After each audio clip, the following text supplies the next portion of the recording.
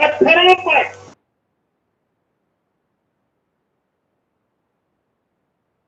नाम लिखकर Ram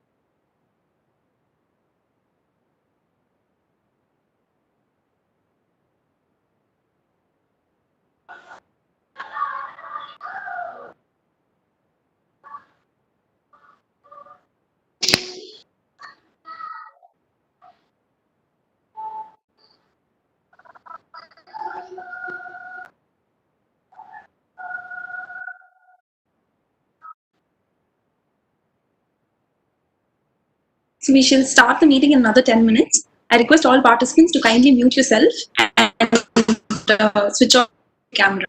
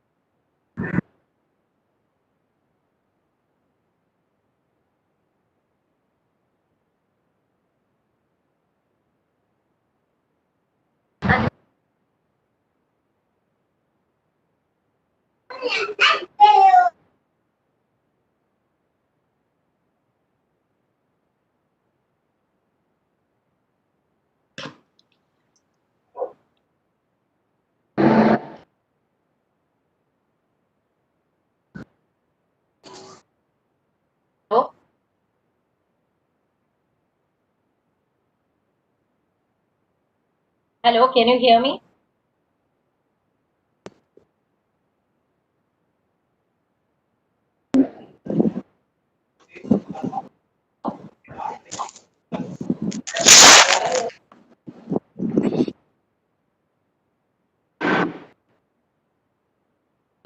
Can you hear me, sir?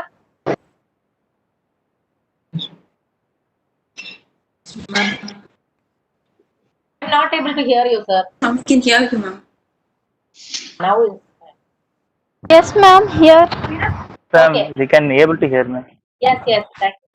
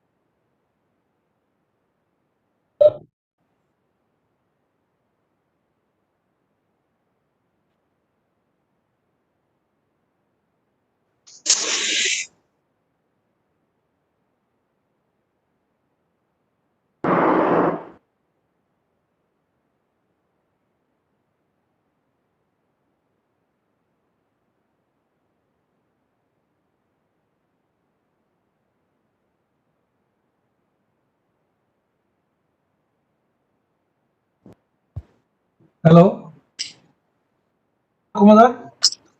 Hello. Can you able to hear me? Yeah, I can hear you very well. Sir, sir. Sir, heard, sir. Ma, Bhagavati. Yes, sir. Shall we start, sir? We did. Is it sure? Start, sir.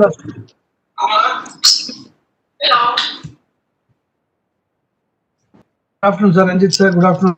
Kalita, madam. Sir,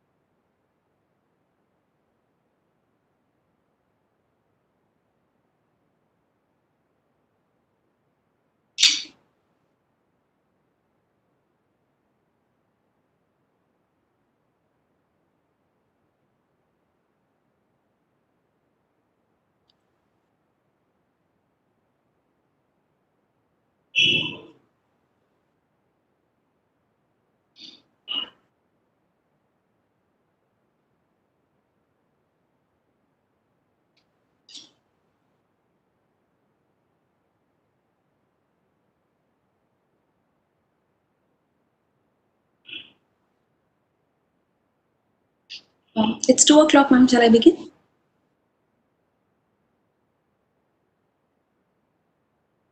Can you hear me, ma'am?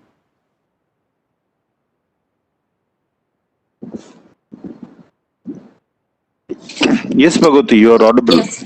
Okay, sir. So a very good afternoon to one and all. I am Bhagavati Vendimalai, a final year student from School of Excellence in Law, and I shall be moderating the webinar today. On behalf of the Department of Business Law, Tamil Nadu Dr. Ambedkar Law University, I extend a warm welcome to all of you to the international webinar on the role of lawyers in space business. In this era, as we are inching closer towards the cosmos, the role of a lawyer in this trillion-dollar space business becomes inevitable.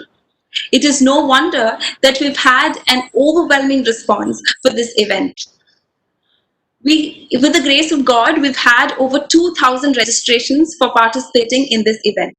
And we're happy to announce that apart from this Cisco WebEx meeting, we're having this session live online in YouTube. The link for the same is shared in the chat box.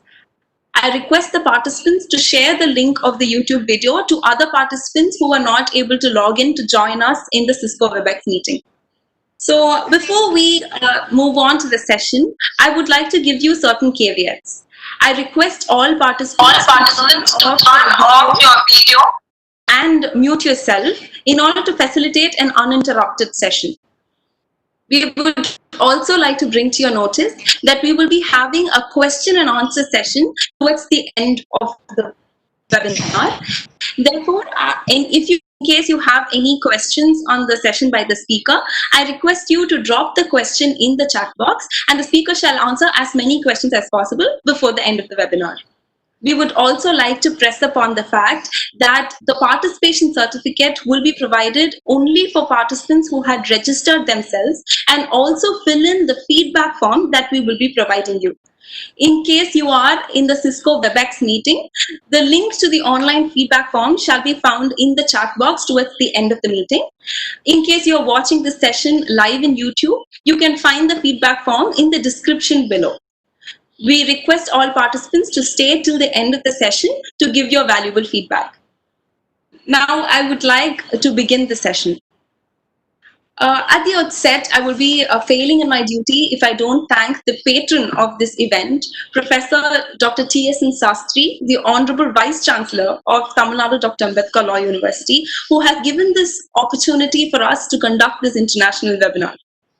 Now, I request Dr. Professor Balaji V, Director in charge of UG and PG courses, to deliver the welcome address.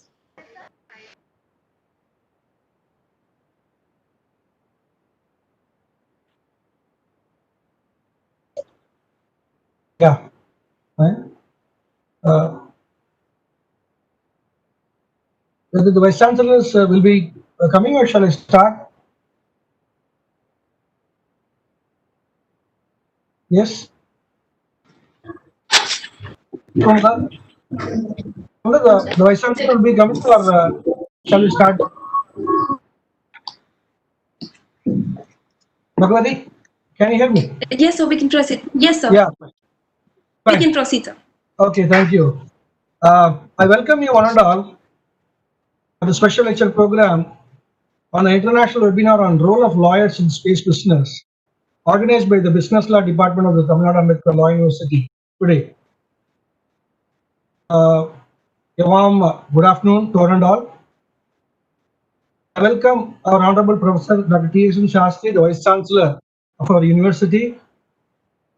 The guest speaker today, Ms. Deepika Jayapudi, a Commercial Contract Officer, Aerospace and Defense Company, Netherlands, and also our beloved School of Excellence in Law alumni, my esteemed colleagues, Dr. Kumudaratna, Head of the Department Business Law, Dr. Harita Devi, Head of the Department Environmental Law, my esteemed colleagues, Dr. Ranjit Abraham, and a student moderator, Mr. Bhagavati, who is our final year student, who will be moderating the event. I also welcome our honorable members of the Syndicate of the Academic Senate of the Tamil Nadu Ambedkar Law University, the Controller of Examination, the Director, Research and Publication, the Registrar of the University, heads of all the departments, and the faculty members of the Law University and affiliated colleges, advocates, participants, invitees, distinguished guests, and my dear administrative staffs. It gives me once again a great honor to welcome you all today on the occasion of this event organized by the Business Law Department of the Tamil Nadu Dr. Ambedkar Law University. Today we have our distinguished speaker, Ms. Deepika Jayakudi, a commercial contract officer, aerospace and defense company, Netherlands. And we are extremely proud to say that she is also our beloved School of Excellence in Law alumni. Deepika Jayakudi is a commercial contract officer in an aerospace and defense company in Netherlands. She holds an advanced LLM in Air and Space Law from the leading university and LLM in International and Indian Constitutional Law from the famous Madras University. A diploma in IP laws and of course the BABL honors from the Tamil Nadu Dr. Ambedkar Law University, Chennai. She practiced law at the Madras High Court prior moving to Netherlands. She recently co-authored a book on innovation strategy. On behalf of everyone of the Tamil Nadu Dr. Ambedkar Law University, I cordially welcome our alumni, Ms. Deepika Jayakudi, to this event. Next, I am pleased to welcome our Honorable Professor Dr. T.S.N. Shastri, the Vice Chancellor of the University. The Vice Chancellor is also currently the Vice President of the prestigious Indian Society of International Law, New Delhi.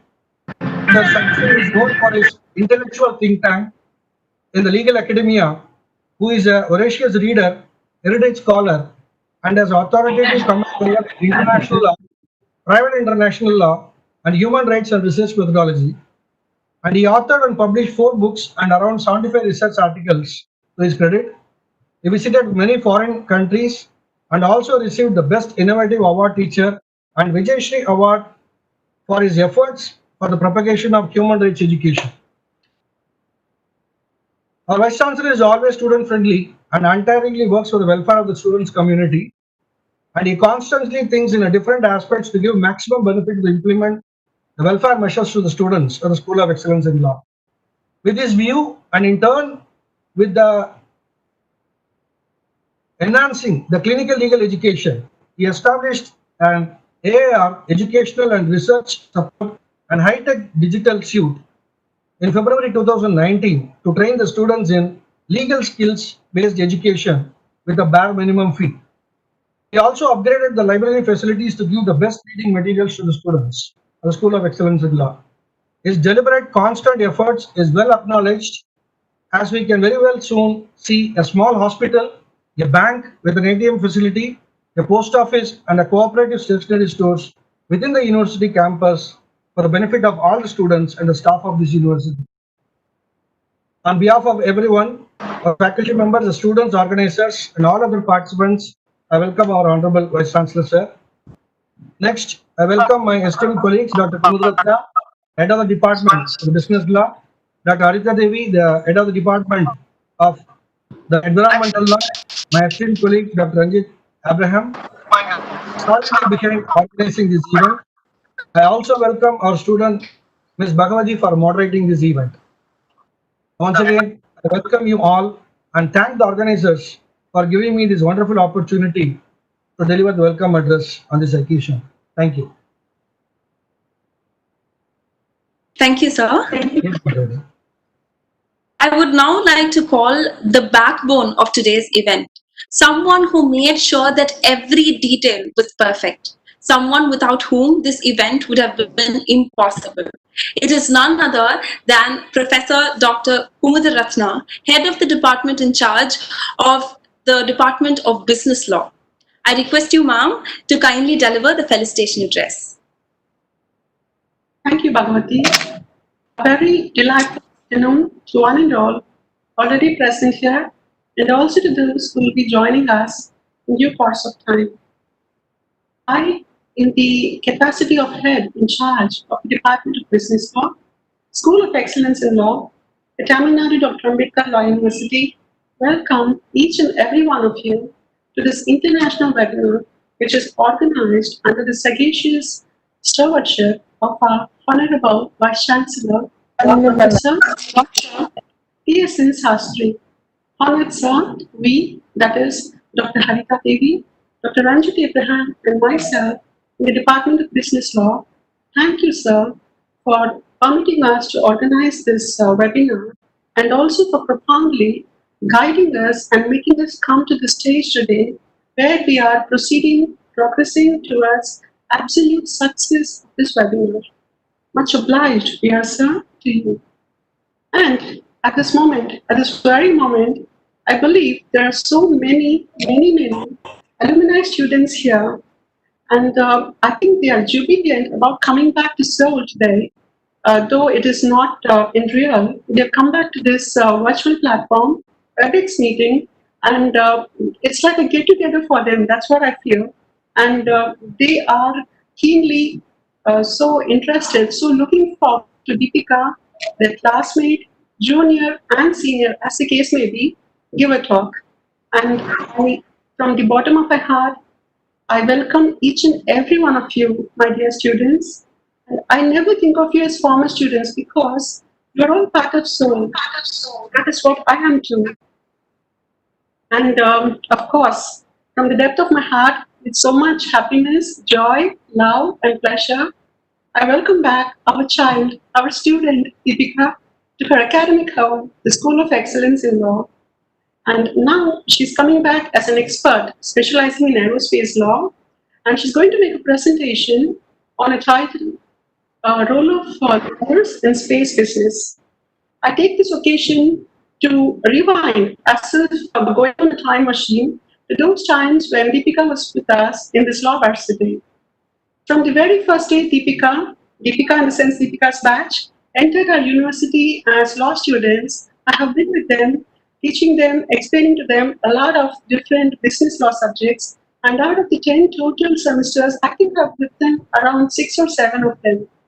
And I would say Deepika in those years, well, not in those years, even now she's the same. So I'll rephrase and say Deepika was and is cheerful, robust, and very active, especially amongst her classmates. The audience, especially those who know Deepika, should understand whether I'm telling is very active or talkative. That's up to them. And having said this, I should tell another. See, we lecturers and also those in the audience who are in a occasion where they address gathering, every time we lecture, we come across some students who will be keenly observing us, and we'll get the impression that every word we say is being taken in and assimilated by the student. Deepika was not at all this type. And every time I pull her up asking questions suddenly in the subject, instantly she will reply, and always the answer was right. So this shows her keen observation and also her skill, her skill in the sense of the intellect and the presence of mind in answering these questions that too rightly. And another thing I would say is that I remember in the first 4 or 5 months when they entered as new students, I was generally will observe the students. And the impression I got about Deepika in the first 4 or 5 months was, here is a girl who is docile, submissive, quiet, and all that. And people who interact with Deepika maybe for a couple of days or even 2 hours, they'll realize that she is radically the opposite. She is courageous and she has a thinking, questioning mind, which is good, especially for lawyers. And also, she's self-righteous. At one end of the ladder, she is very down to earth. I'm yet to come across a person who is so, in reality, down to earth. And at the other high end of the ladder, she boldly advocates for issues and causes she believes in, and also for justice. This is how she formed an NGO, a non-profit organization, which she titled as Share. Just a few seconds back, I told, when you look at Deepika, the adjective, the description that first comes to mind is cheerfulness.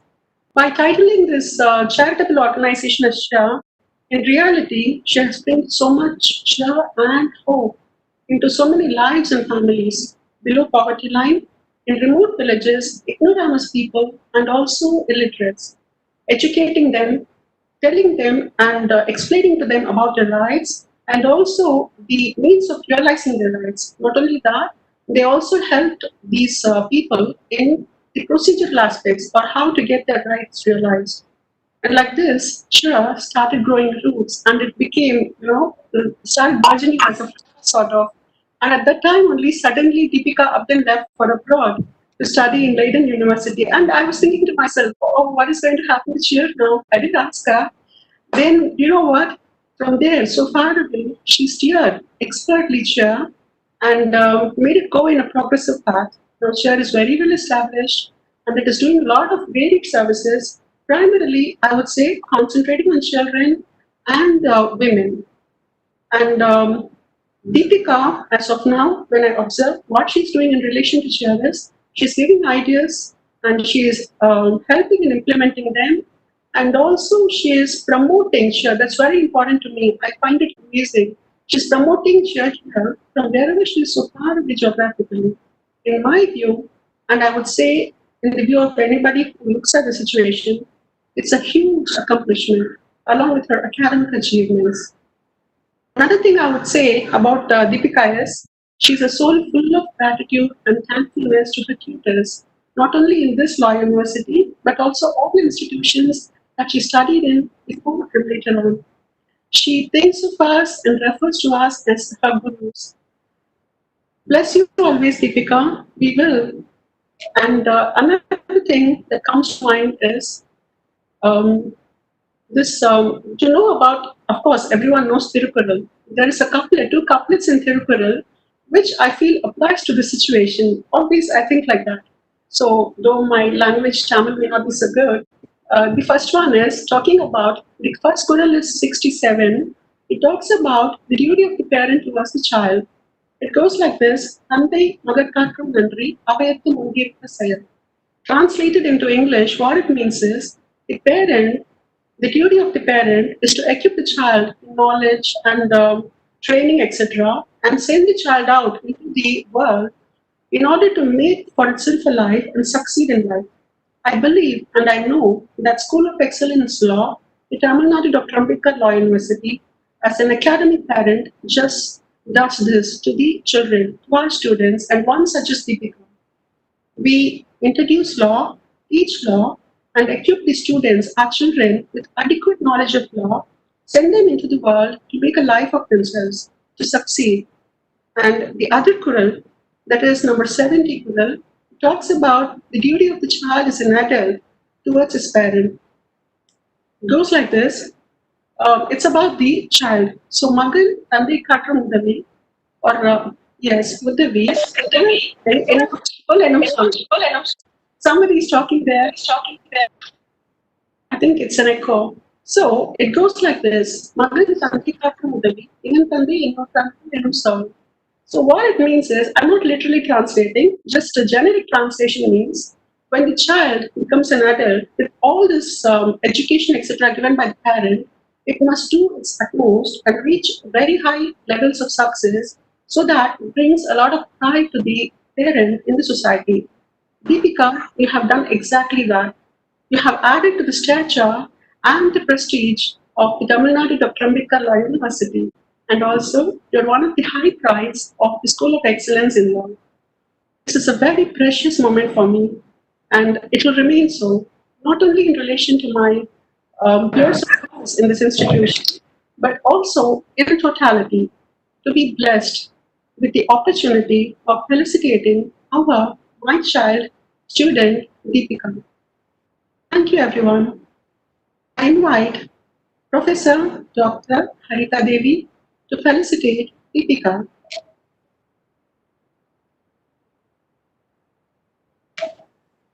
Hope I'm audible, Bhagavati. Yes, you are. Okay. Let me start with the quote. Earth is the cradle of humanity, but humankind cannot stay in the cradle forever. So that's how the importance of this topic lies today. Role of lawyers in space business. I once again welcome you all to this international webinar organized by the Department of Business Law. To felicitate the speaker today, I really feel proud and privileged because the speaker today, Deepika, happens to be my first batch in School of Excellence in Law as a teacher. So definitely, they are always, the entire batch is to be remembered, but still, Deepika still remains in my mind as a student. It's it, it's a very very happy moment for any teacher to see a student stand in such height. In fact, I feel that Deepika is becoming an inspiration to the present students studying in School of Excellence in Law.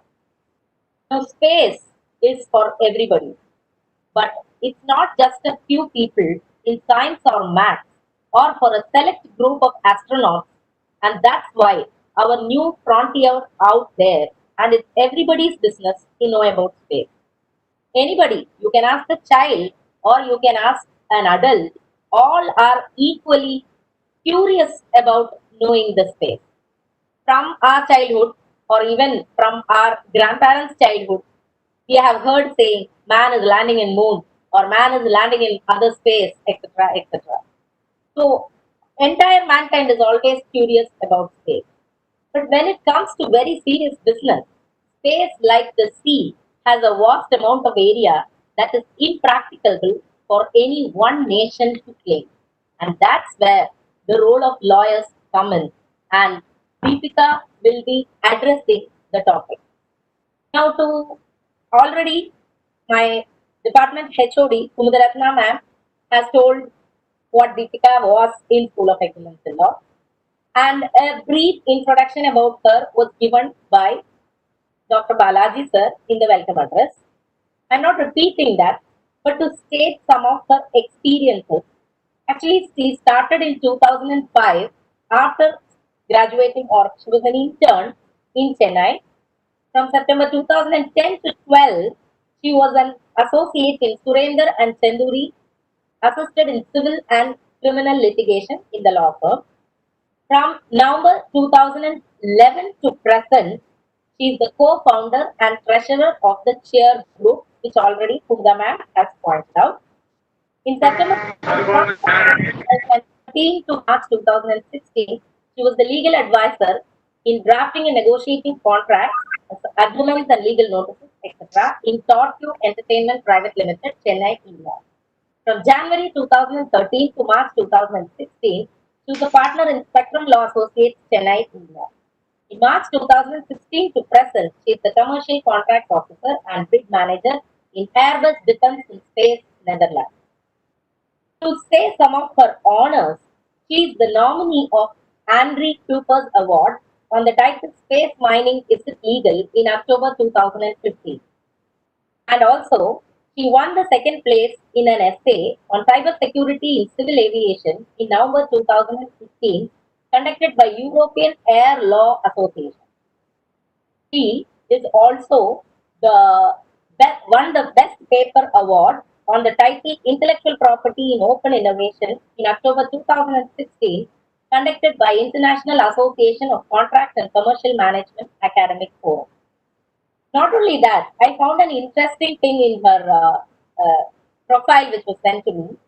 In the languages known, English, Tamil, which we already see usually, and she's also intermediate in Telugu, Hindi, French, and also interesting feature is she knows some basics of Dutch and Indian Sign Language. That was actually interesting to me to watch.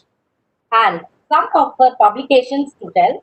In 2019, she is the co-author of the Innovation Matrix published by VIS Publishers. And in 2015, she was an invited speaker in border sessions at The Hague, Who Owns Space. So like this, in fact, if I have to read, I have to read the entire profile. But I am not doing so because I know the entire audience is waiting to know what our chief guest has to say. But one thing I would like to end.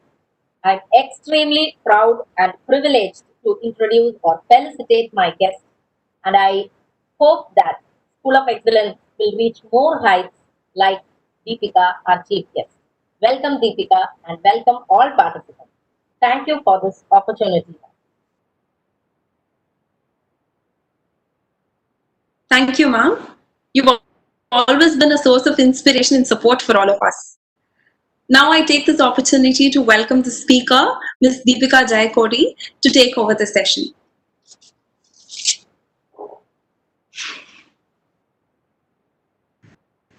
Thank you, Bhagavati. A very good afternoon to everyone for taking time to attend this session. Professor Balaji, Professor Kumaratna, and Professor Harita, thank you all for the warm welcome and the very kind words. I'll take a few minutes at the end of my session to share a few words about how happy and honored I am to be doing this session, to come back in this manner to the School of Excellence in Law again. Meanwhile, for now, let's dive into the topic of the day. This is the reason why you're all here.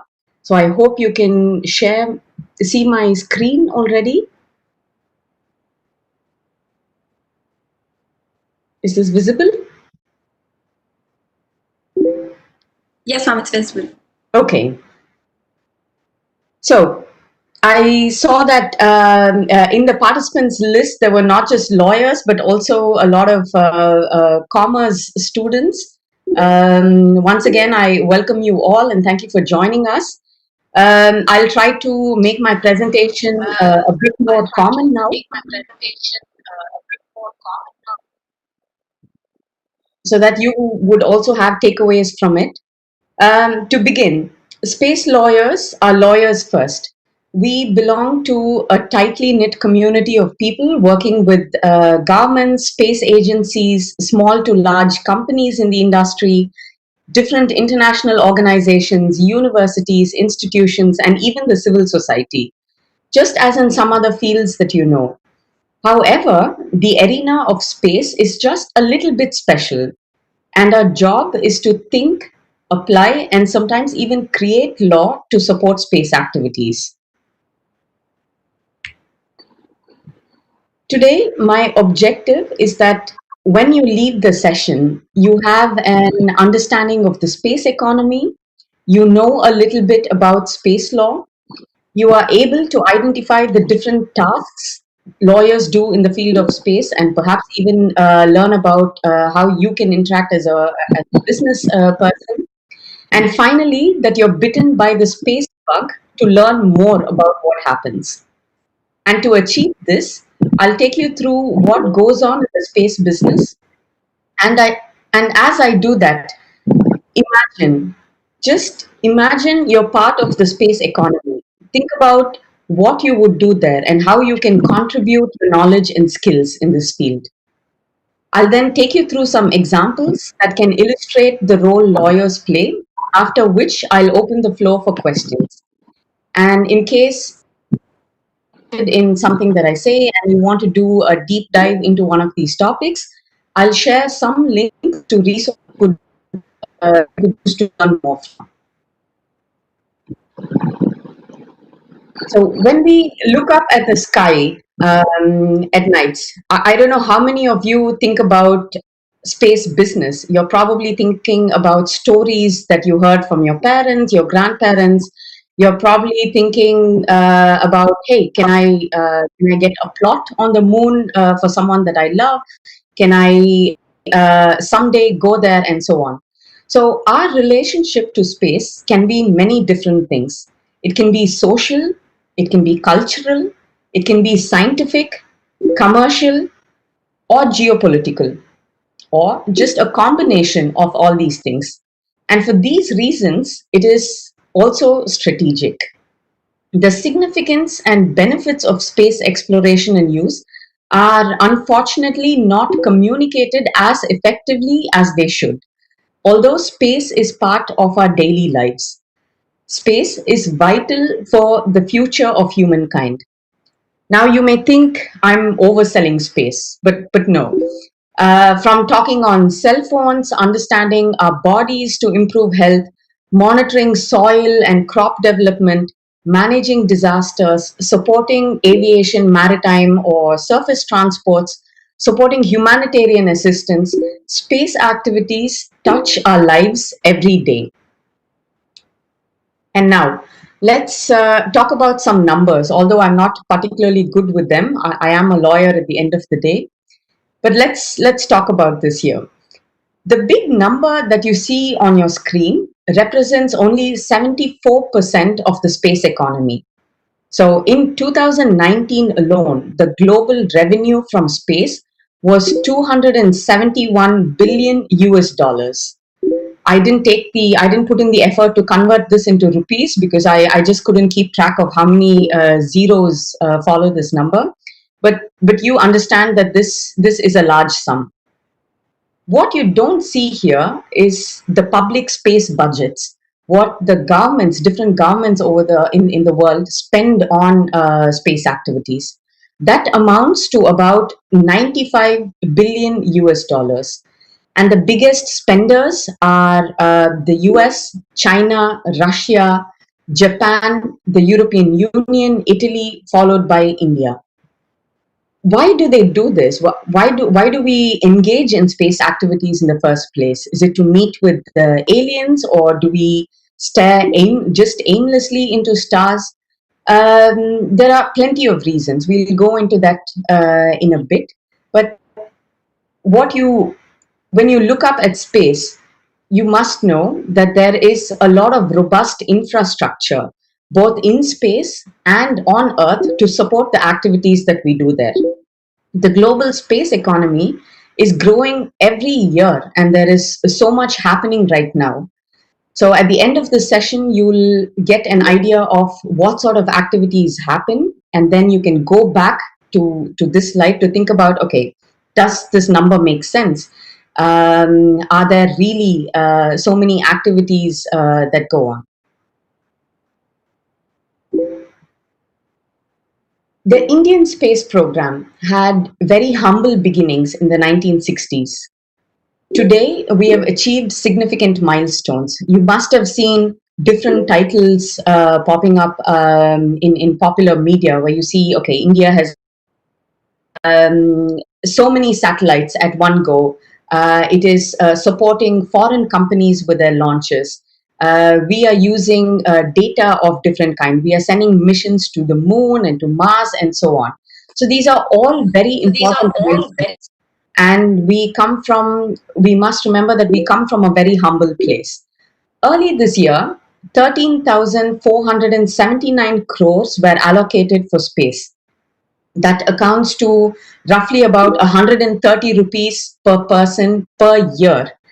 Now, some of us spend a lot more than that in one sitting of having coffee, perhaps. So think about the amounts that we spend for space activities from that perspective.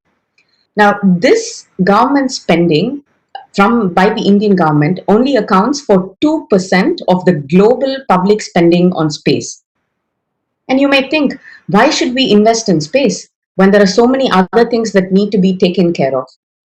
There are complex economic outcomes to investing in space. The return on investments is typically in the form of efficiency gains, cost savings, and cost avoidances. They support development programs. And apart from this, of course, there are broad socio-economic benefits, spurring education and innovation, capacity building, enhancement of other industries, and thereby enlarging the economic sphere. And overall, space activities help in addressing global challenges and more.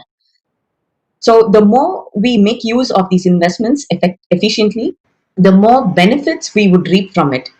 And as Dr. Vikram Sarabhai mentioned, if the real problems of man and society can be solved by applying advanced technology to that.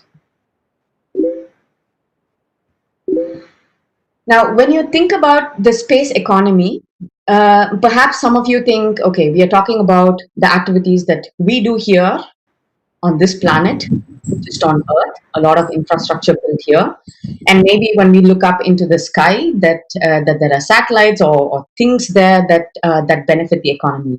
But it's a lot more than that. The picture that you see now can be the limited sphere of space economy. So you have the Earth, you have the moon, the closest satellite.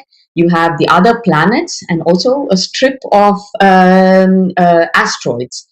So there are several activities that take place, and the space economy can be defined to represent a full range of activities and the use of resources that create value and benefits for us in the course of exploring, researching, understanding, managing, and utilizing space. And this economy has two sides. One is inward. This is Earth focused. So technologies that either deliver something to space or exist in space that help Earth through, for example, telecommunications, imaging, and so on. So something that really services the current Earth economy. Then there is another part which is outward and space focused. So this can be space exploration for understanding where we come from, or preparing missions and using resources in space to make humans an interplanetary species. So we don't live just on Earth, but also on other celestial bodies within our solar system, or perhaps even outside of it. So in the next few slides, we'll see what happens in the different regions of space. And like I said, think along with me about what sort of activities happen and what role you can play in these settings. First, let's look at what happens on Earth. I've grouped the Earth-based economy into these 6 broad categories. The first one is manufacturing, and this can represent manufacturing of satellite components, launcher structures, and so on. To put this into perspective, ISRO alone has about 500 companies of different sizes that supply things for their missions. In the western part of the world, let's say it's the way this works is a bit different. So in India, we have things that are controlled by the Department of Space. ISRO is still the party that's predominantly performing these activities. But you see more and more that they are intending to spread it out to the private entrepreneurs as well. And in the coming years, I imagine that we will see more of these manufacturing things also spread outward. And then you have the launch industry. So these are activities carried out by launch service providers. It can consist of a series of events. So from ordering a launch, from converting things, from constructing launch pads, from stacking and assembly, integrating the payload, the satellites into the launcher structures, and the actual launch itself. In India, you can relate this to the Antrix Corporation, the commercial arm of ISRO, which deals with choosing the right launch vehicles, services for pre-launch, post-launch, and there are a lot of activities that are associated with launch as well, with insurance, licensing, registration, and so on. And then you have the ground segment. So these consist of also a bit of manufacturing, different equipment, the sale around it, your consumer equipment, networking equipment, things for GNSS, and so on. And you have another set of infrastructure that is built around it, which is ground stations or control centers that interact with satellites and give you something to use, something for the consumers to use from. So what do you use? If you get data, for example, that's the processing part.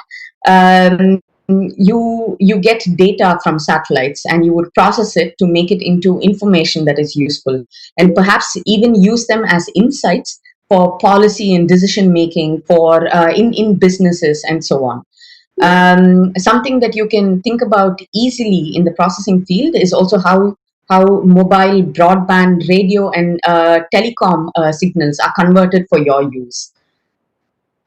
Before I go into suborbitals, I'll talk about science. Now, space science makes us look outwards from our planet to the stars and beyond. And by studying other planets in our own solar system, we can try to place Earth in some context. And you may think, okay, what is the benefit for this? I'm not interested in science. Well, even that touches our lives. So if we are learning about the human body, there are plenty of things that we have learned from experiments conducted in space. The most interesting one in recent times has been cancer research in microgravity. So in the end, the benefits flow down back to how we would use it in terrestrial settings. It's also important to note that the first time we recognized the issues about the ozone layer was by studying about Venus. So that's where we first recognized that chlorofluorocarbons, as you would call it, decompose the stratospheric layer. So science plays a big role. Space science plays a big role on in how we live on Earth. And then you have suborbitals, which is quite an interesting futuristic phenomenon. Imagine, so I live in the Netherlands, and it takes about 12 to 13 hours to get back home to India. If suborbital flights happen, there's a lot of research and development that is going, and testing that is being tried out. If this happens, for me to get home, it would take less than an hour.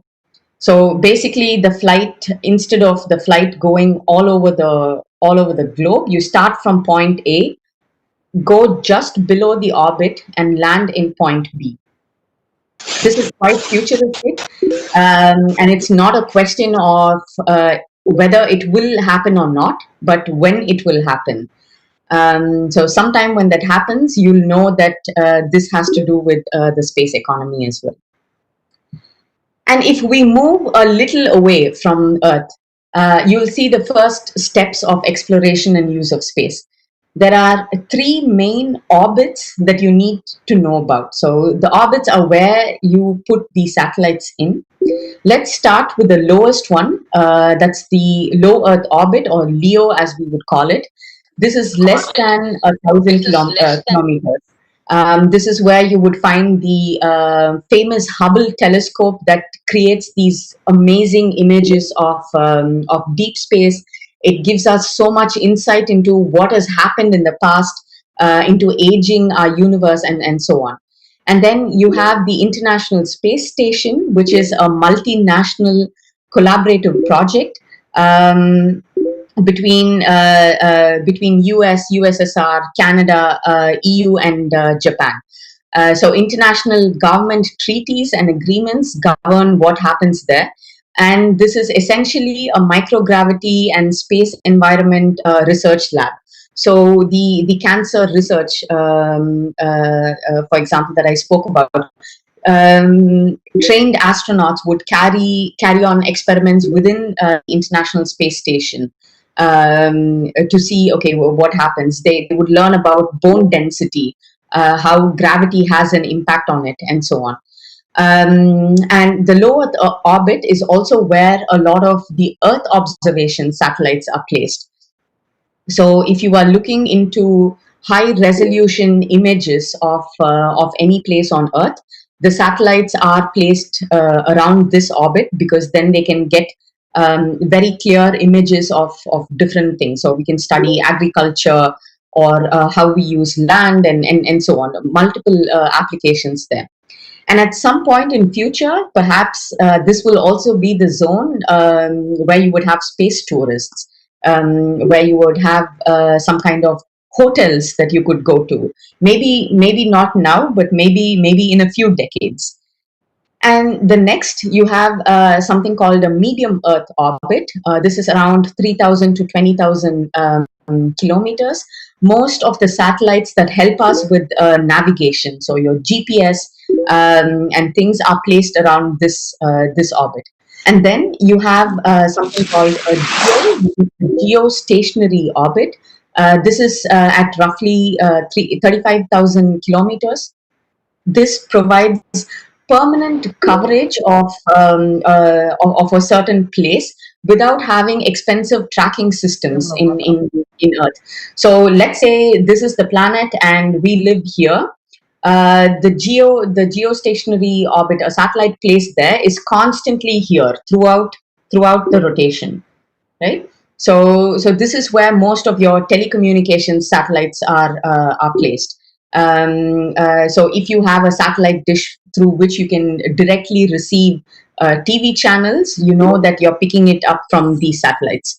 And since it's also at a distance, these are the satellites that also support us with the meteorology to understand climate and weather patterns. And this is very important when you have to develop early warning systems for cyclones, hurricanes, and so on.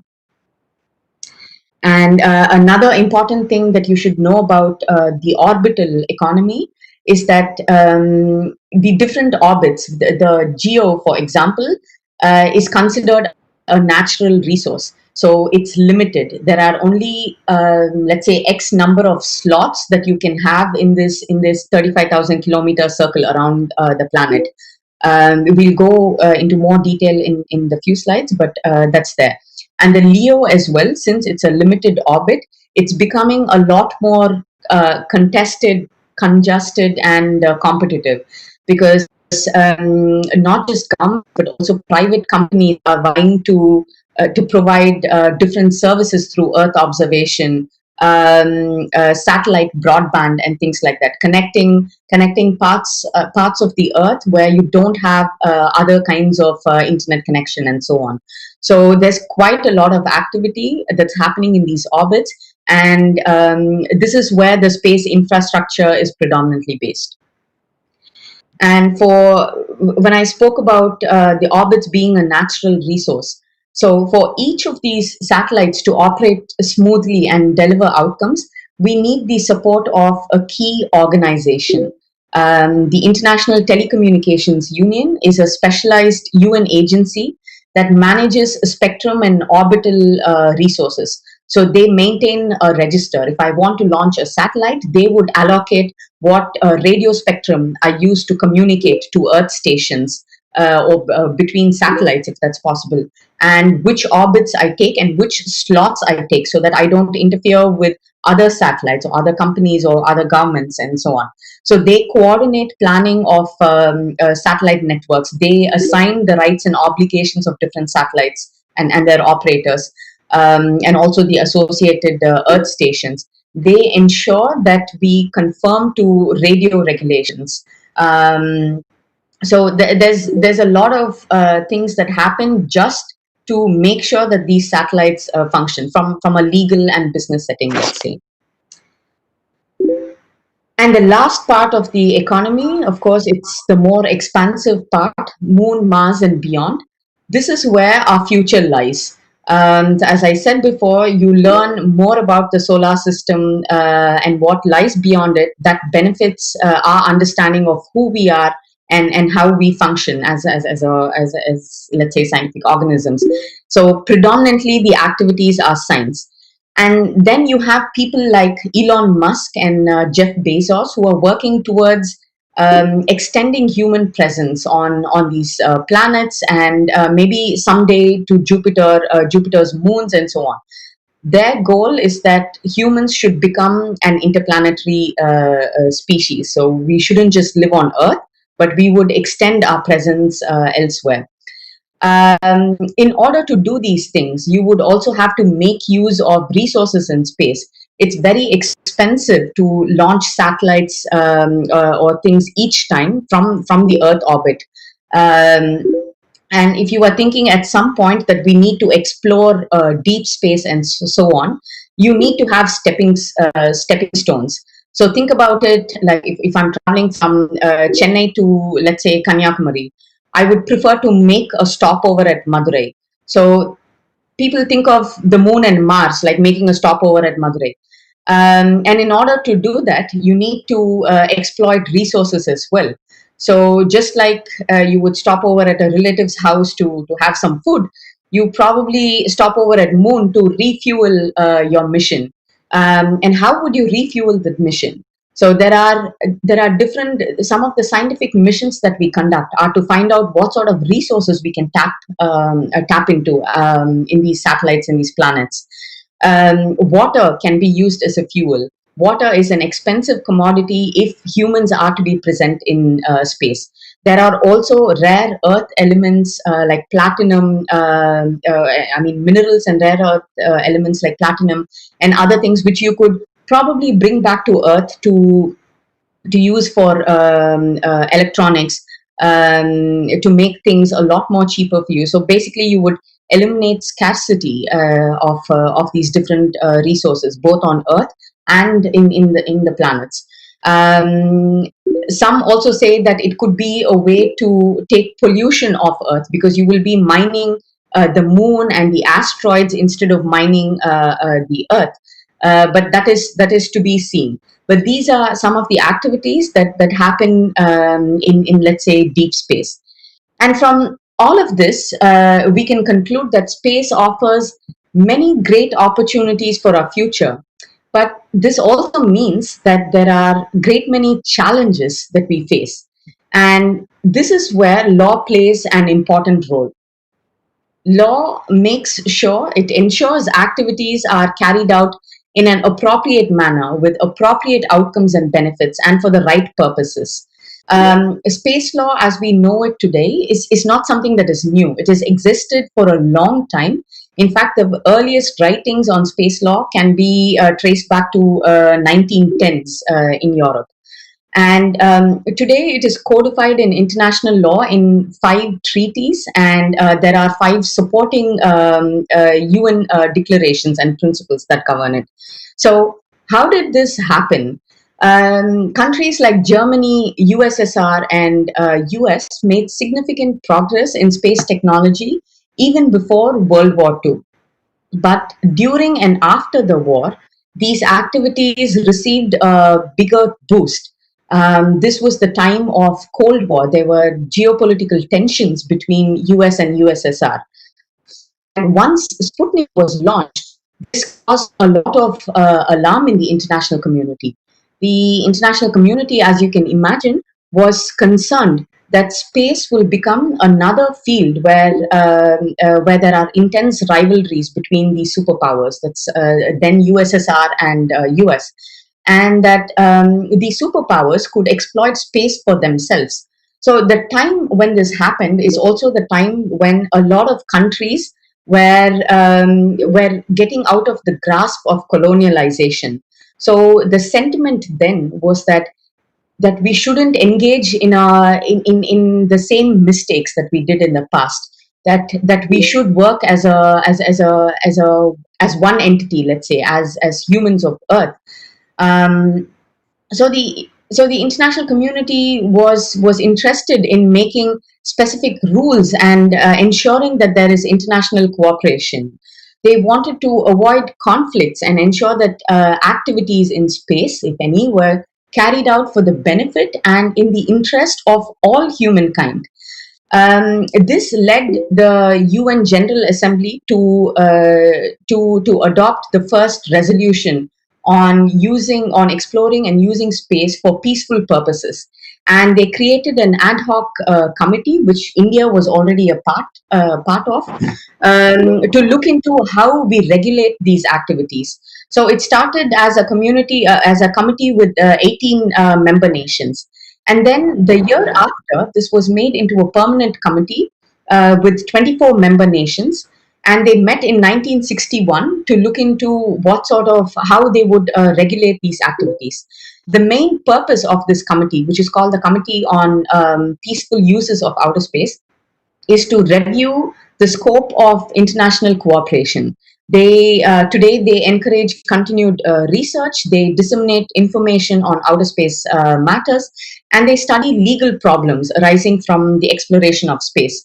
So space law as we know it today has its origins from these communities. The drafters worked on, thought about, the different ways to regulate space activities, and came up with a set of treaties.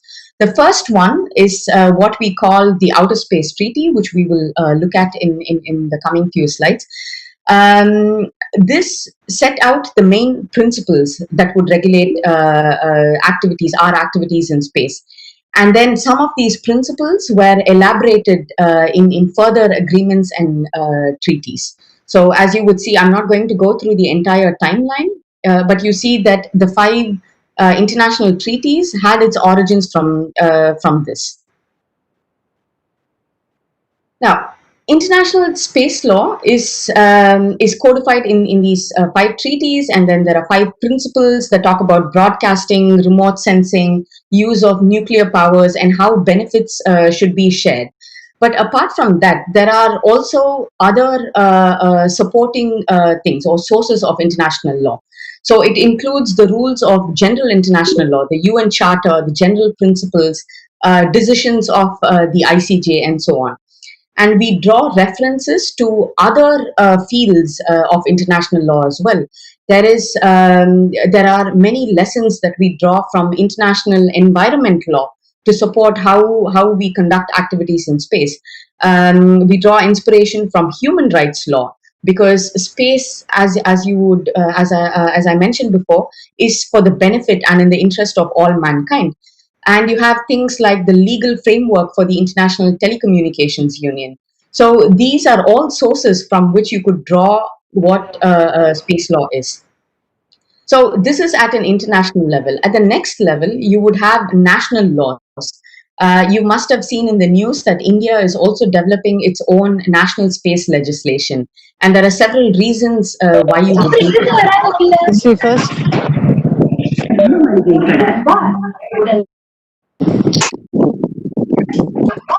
It could be organizations, or it could be the government itself, in how it acts towards other countries that conduct space activities and so on. For example, the French national space legislation. France is the EU country which conducts a lot of the launch activities. So their national space legislation concentrates a lot on what sort of rights and obligations they have as a launch.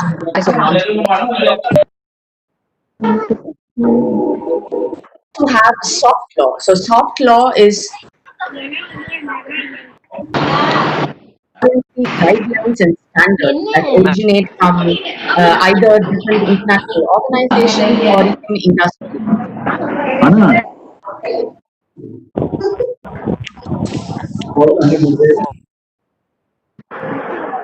Hear me?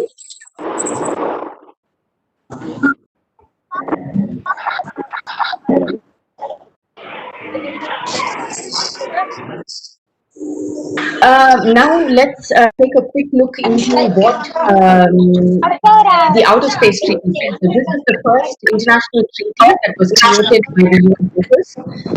There are 110 countries that are parties to this treaty now, and this is considered a Magna Carta of space. And although this was created in 19 it helped govern a wide range of space activities that drafters couldn't even have imagined back in those days.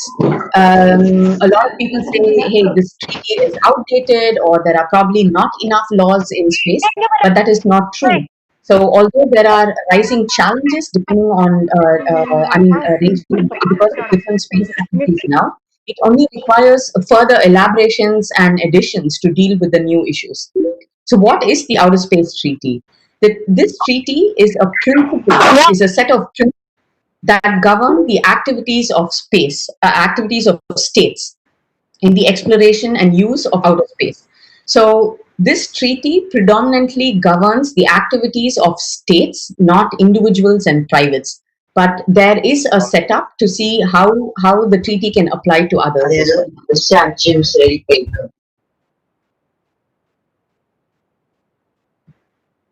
So the Outer Space Treaty, the highlights or the salient features can be split into do's and don'ts, obligations, and role of different nations. So the do's are that the exploration and use of outer space and celestial bodies therein is for the benefit and in the interest of all countries. So it's not just the superpowers, but all countries, irrespective of their economic and social development. It is free for exploration and use by all these countries. The exploration and use must be for peaceful purposes. And the treaty promotes international cooperation and understanding. there are two important don'ts in this treaty. One is that there is no appropriation of space. So nobody can say that the moon belongs to me or this part of Mars belongs to me.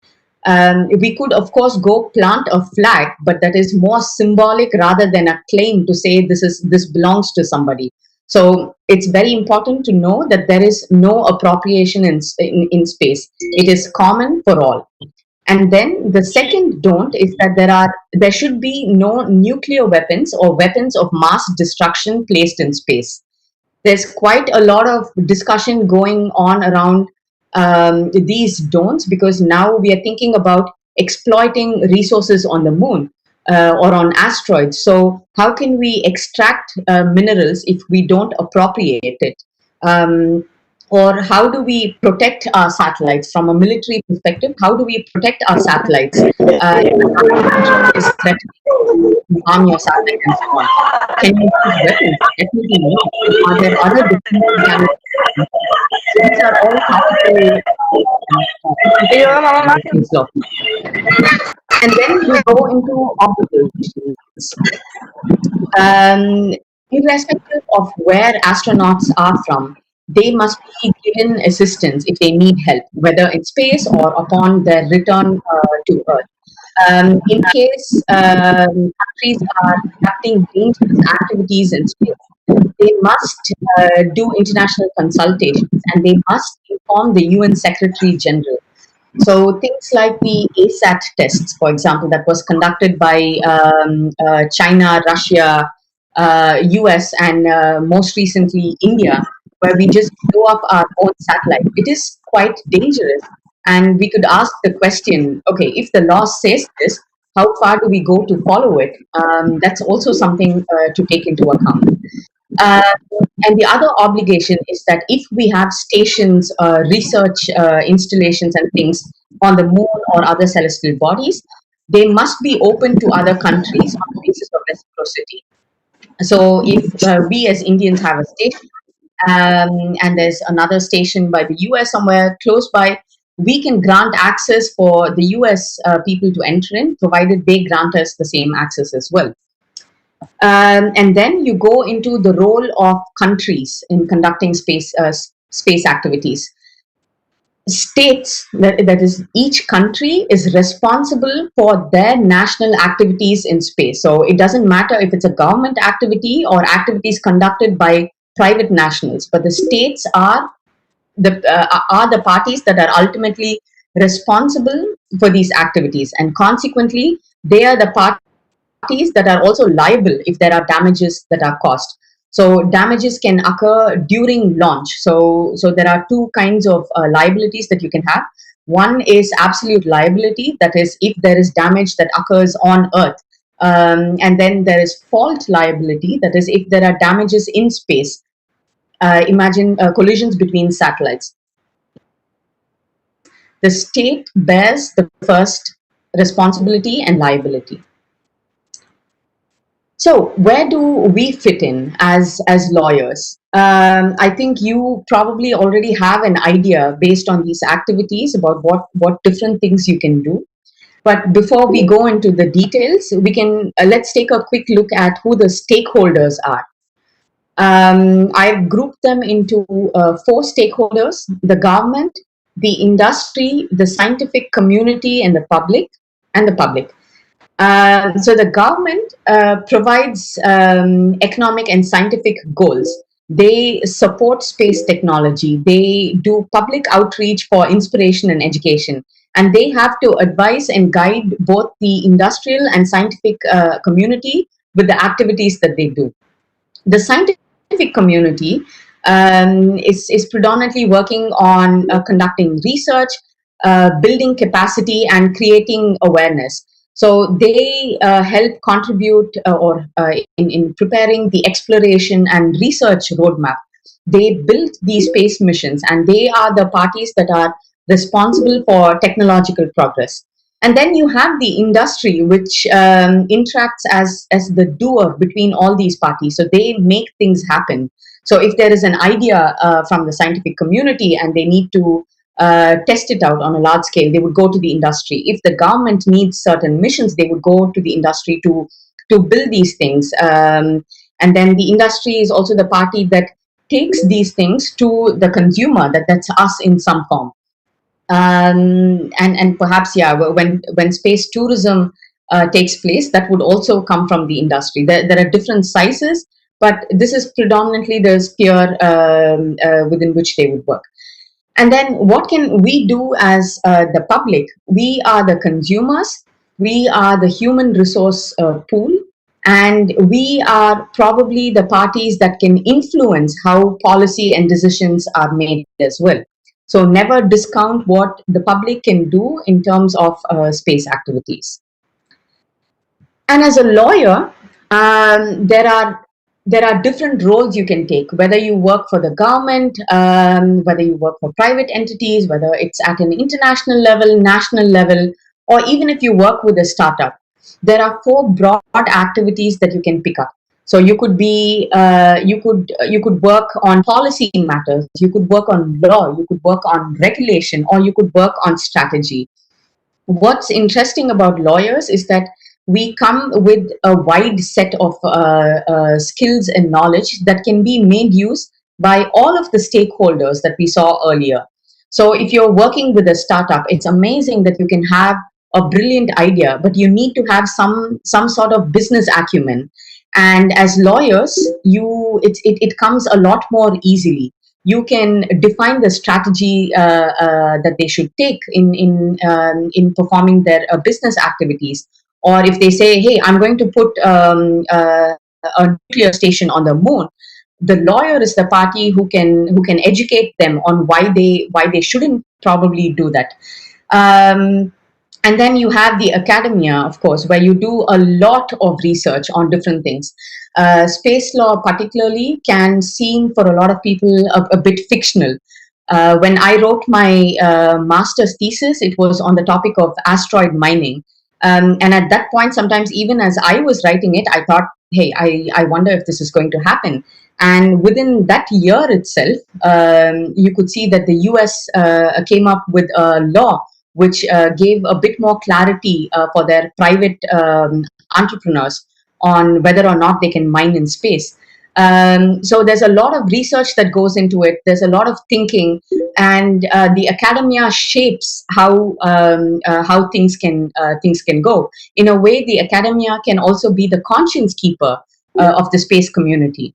And then you have a whole range of activities in terms of regulations. It could be about how do you license space activities, establishing criteria. You would be drafting proposals, you would be influencing policymakers.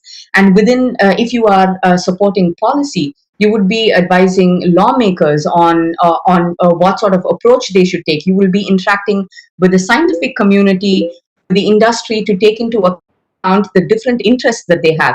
So it's not just national laws and international treaties, but even on the smallest scale, there are multiple things that a space lawyer can help with, whether it's insurance for launches, whether it's taxation, supporting investors, and even bankruptcy, for example.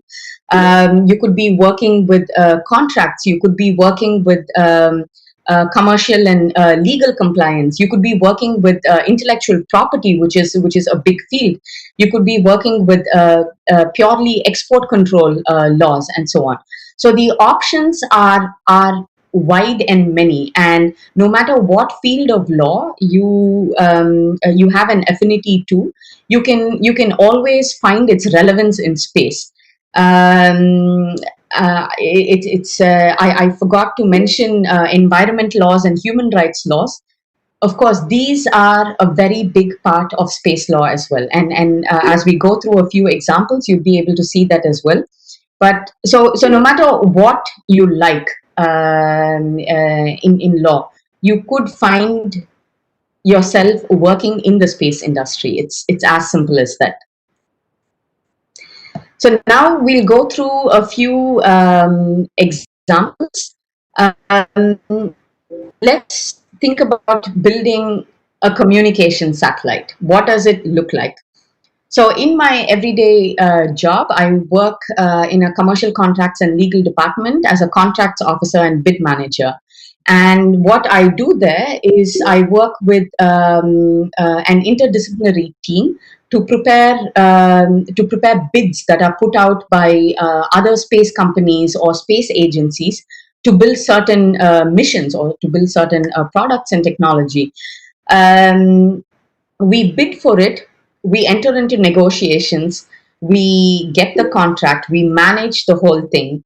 We have to constantly make sure that we comply with different legal and regulatory aspects. And then once the mission ends, the work stops there, you repeat the same thing. But it's not as simple as that. What you see on the screen is an example of what the supply chain can look like. So imagine right at the top, you have a space agency that wants to build a communication satellite. Um, you will have a party that builds the satellite itself. You will have a party that builds the launcher structures. You will have a party that builds, let's say, does the services and things. And each of these things will have a wide supply chain or a long supply chain beneath them. So what you see on the left side of the picture, I don't know if you can read the text properly, is that you have a prime contractor. And if you need just solar arrays, then you would follow the entire chain on the left. And with this, there are multiple things. A lot of the activities that I mentioned earlier will come into play. You need to think about liability. You need to think about insurance. You need to think about managing all these suppliers. You need to think about export control. You need to think about how you resolve intellectual property issues from the bottommost supplier to the top. How do you ensure that the chain is not broken and so on? Once you built the mission, then you need to go to the ITU to pick up orbital allocations, file for radio spectrums to ensure that you are in the orbit that you want. You have the spectrum that's necessary to have communications between the orbits and Earth, and that you can take it in the right manner to the end users. So you have this whole infrastructure that you need to look into, from ground stations to everything, to receivers and so on, where you need to coordinate all these activities. And there, lawyers play a supportive role in each of these segments. And once you do that, so you've built the satellite, you've launched, you've applied for licenses and things, you've launched it into space. You're very happy. As a company, I know that we put up 64, let's say, satellites into space. And someday, I look at these pictures that you see in the news, and I see the scientific community complaining that the satellites are ruining the economic and scientific value of the data. So the scientific community spends a lot of money in just looking through space, getting data and doing a lot of research. And imagine that the satellites that we put up, well, you don't have to imagine, this has really happened, that the satellites that you put up interfere with the data. You could be helping the scientific organization to figure out how you can resolve this issue. So what sort of legal protection can we have for ground astronomical facilities? Can we make a proposal for the licensing authorities, for the ITU to take into account? How many licenses can you grant? How can you make sure that the economic and scientific value of the astronomers or the astronomical data is not lost? So you would be supporting them in discussing, okay, how do we protect their interests? On the other side, as a company, you would also have to take into account, hey, by law, I'm not allowed to interfere into the space activities of other people. So how do I make sure that the things that I put up on space don't interfere with that? So perhaps we would go back to the technical team to look into solutions. So that's one segment of it. And then we can go into the orbital. Oh yeah, before that, Let's say instead of a communication satellite, we put up an Earth observation satellite, and I work with a human rights organization, and I need enough inputs to validate some of the claims I'm making. The picture on the top that you see shows satellite imagery of villages that were demolished in Myanmar. And this validates some of the ground reports that you can get. The other image that you see is a section called the Brick Belt. So, in the Indian subcontinent, the brick kilns still use a lot of child labor. So, with the help of satellite data, you can determine when the brick kilns are operating, to what extent are they operating, what sort of migratory patterns do you see with people, and then tie that with ground reports to find out if they engage in child labor and so on. So, there are multiple uses. Now, the other side, so as a humanitarian, as a person who's working at a human rights organization, this is super useful for me. But imagine that you use these satellite images for something else. There are also issues of national security. So, can you spy on other nations? To what extent can you derive data about other countries? Or do you interfere with privacy aspects of the civic population? What sort of IP are attached to satellite imagery? Who owns what in the entire value chain? There are so many aspects that lawyers can deal with, or lawyers have to encounter in each of the applications that we can derive from space activities. So this is the Earth segment. Next, we'll move on to, is this? Next, we'll move on to the orbital portion. I mentioned that you have these three orbits. Satellites are put there. What happens to satellites once they reach the end of life? There are three things actually. So one is that satellites are brought back to the Earth's atmosphere. They burn on re-entry, and then that's it.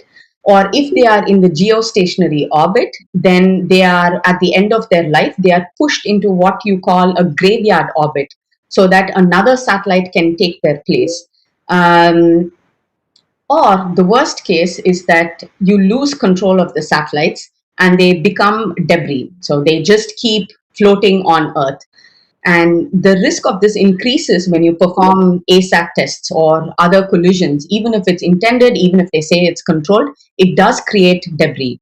Think about it. I don't know how many of you have seen the movie Gravity, but that is a real danger. So the possibility of that happening is very large. And something as small as a chip of paint can cause millions of dollars worth of damage. What I have here is a short video about what we do in terms of space debris. Again, it is a coordinated effort. Lawyers play a big role in the community that develops, let's say, guidelines on how we tackle space debris. So we don't have specific laws for it, let's say legally binding treaties or agreements about tackling space debris. But what we do have instead are guidelines, voluntary guidelines that are followed by different countries, that are also enforced by the industry, by the space agencies in things that they do. So there we play a role, and I want you to watch a few scenes from this video, and I will talk about another aspect of space debris at the end of this.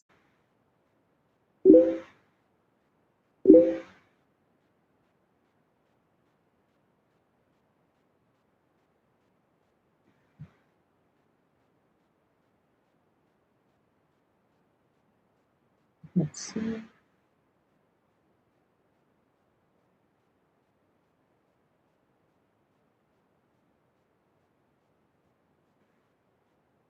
Is the video visible?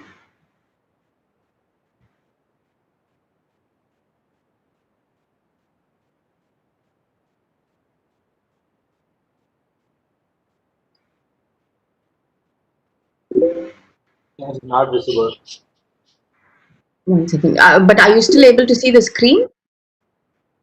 Yes, ma'am, it is loading.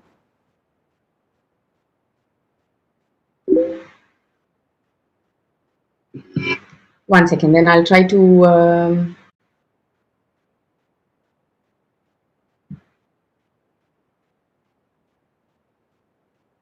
One second. Let me share through another application then. This thing, Deepika, Ma'am? Abhishek will be Abhishek will be playing that. Ask him to play. I told No, him. no problem, ma'am. I have it now. You should be able to see this. Okay. Is this visible now? Yes, ma'am. Okay. It's visible. It's visible. It's visible. Some It's visible. 8,000 tons of space debris orbits the Earth, ranging from obsolete satellites to tiny flecks of paint. The United States tracks 23,000 objects larger than about 10 centimeters. ESA receives the data on these objects and analyzes them for any possible conjunctions with its functioning satellites. The big ones are the ones that, if they get impacted, will create a cloud of other smaller debris, which in turn could hit other debris, and this could start what is called the Kessler syndrome, a chain reaction which is not controllable. The problem of the space debris has to be fixed in two ways. First one, we need to stop polluting. And secondly, we have to remove the garbage, if you want, the debris. Another which involves using nets to capture space junk. So the concept is to, let's say, to mimic what the fishermen do on the sea, and so to have a very large net to stay away from our debris and net satellites that is tumbling and moving freely, and then from that distance to keep our net, and you just try to wrap all over your satellites. Although ED Orbit is still in development, ESA scientists will be closely watching a UK mission remove debris. Its life and creates the smallest amount of debris on Earth. ESA supports and follows international guidelines to reduce space debris, but it's up to all countries to work together to combat the problem. With our increasing reliance on space, dealing with debris is in everyone's interest.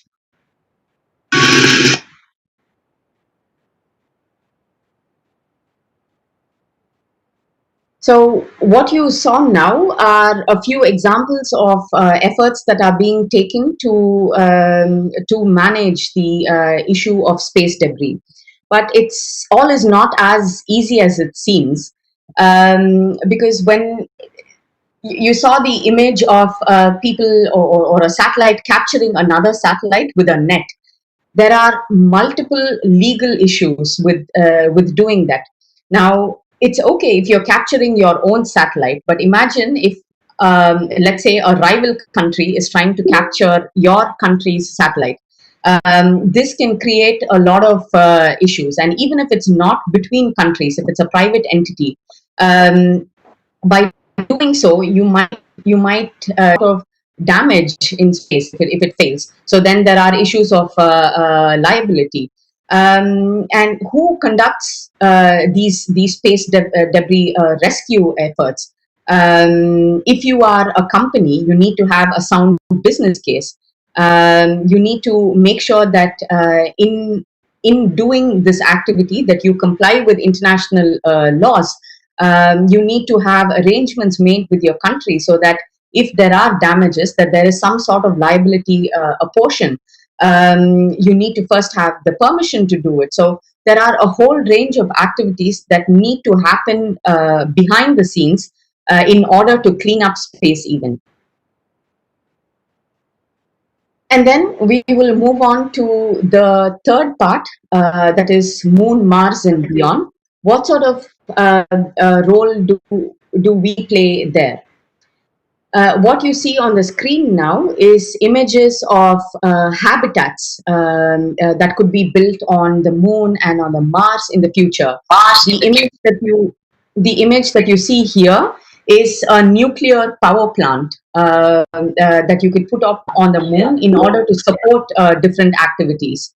And the image that you see on the top right is an example of what the European Space Agency wants to do to build habitats on the moon. So it's basically 3D printing habitats using the soil of the moon itself.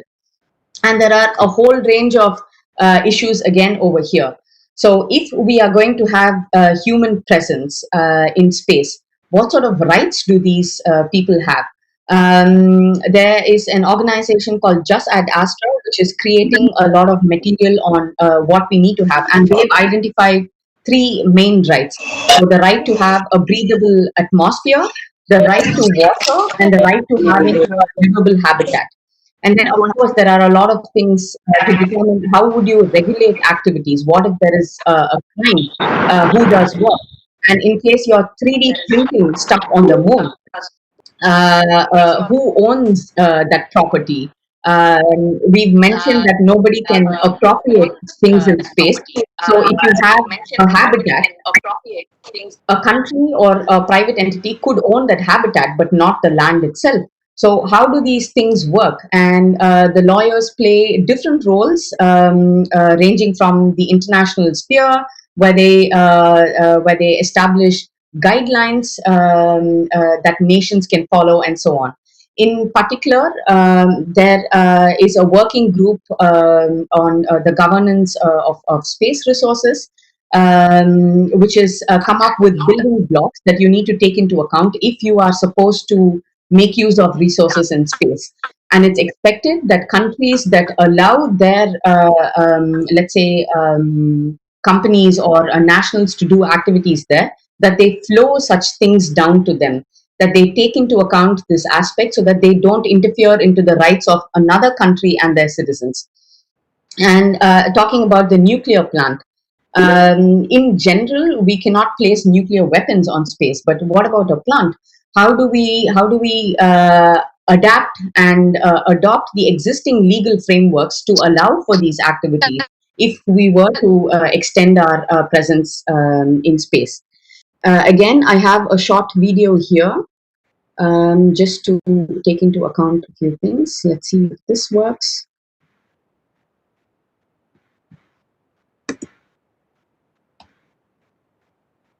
No.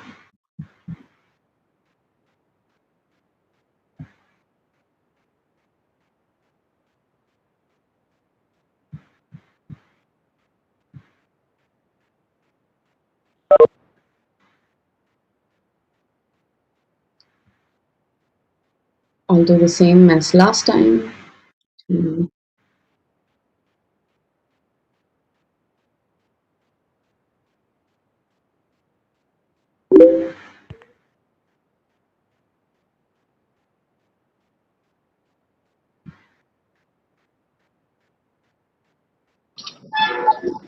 Are you able to see the screen now?